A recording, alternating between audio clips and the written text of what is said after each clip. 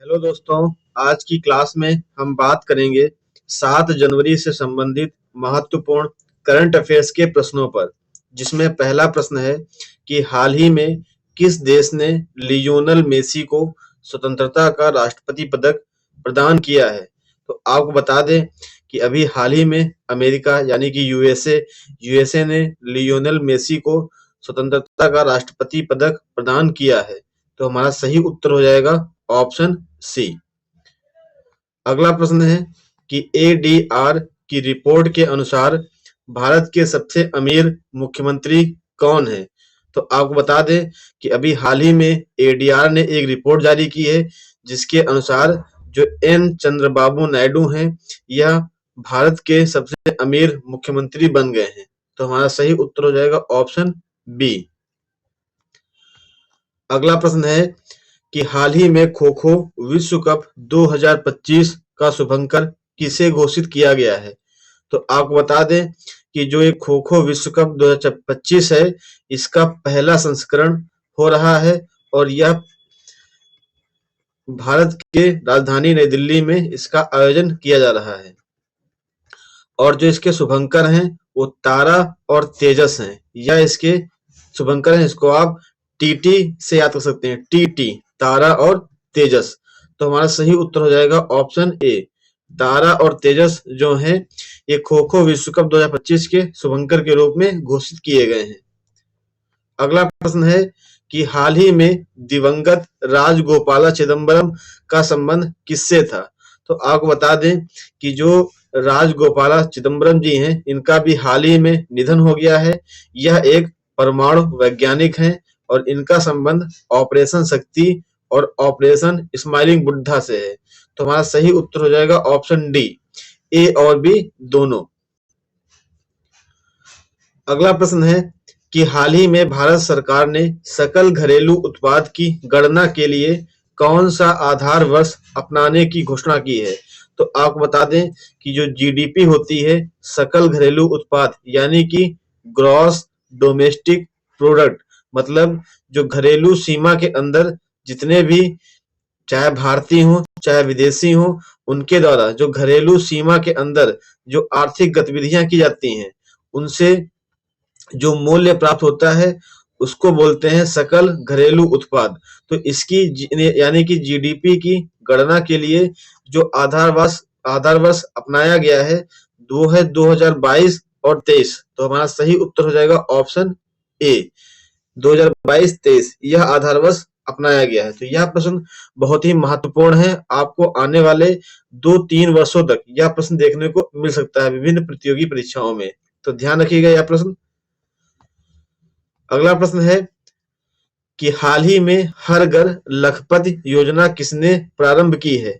तो आपको बता दें कि जो यह योजना है हर घर लखपति योजना, तो यह योजना अभी हाल ही में एसबीआई बैंक ने शुरुआत की है। तो हमारा सही उत्तर हो जाएगा ऑप्शन डी। अगला प्रश्न है कि हाल ही में अपनी सेना को जानो मेले का उद्घाटन कहाँ हुआ है। तो आपको बता दें कि अभी हाल ही में एक मेला है जिसका नाम है अपनी सेना को जानो। इस मेले का उद्घाटन तेलंगाना में किया गया है। तो हमारा सही उत्तर हो जाएगा ऑप्शन सी।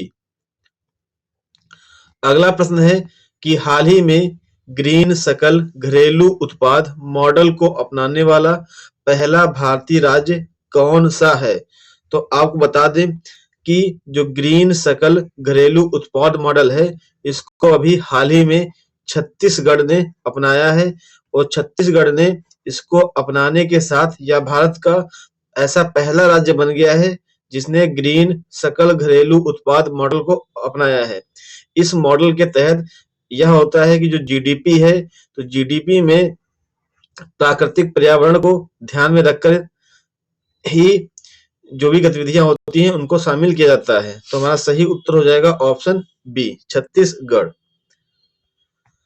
अगला प्रश्न है कि हाल ही में भारतीय रेलवे का 69वां रेलवे डिवीजन किसे बनाने की घोषणा की गई है। तो आपको बता दें कि अभी इस डिवीजन की घोषणा से पहले जो भारतीय रेलवे के डिवीजन थे वो 68 थे। अभी हाल ही में 69वें नंबर का एक डिवीजन घोषित किया गया है, जो है जम्मू जम्मू रेलवे डिवीजन। तो जो भारतीय रेलवे है उसका जो 69वां रेलवे डिवीजन है वह जम्मू हो जाएगा। तो हमारा सही उत्तर हो जाएगा ऑप्शन ए। अगला प्रश्न है कि हाल ही में महाभारत वाटिका किसने विकसित की है? यह बहुत ही महत्वपूर्ण प्रश्न है।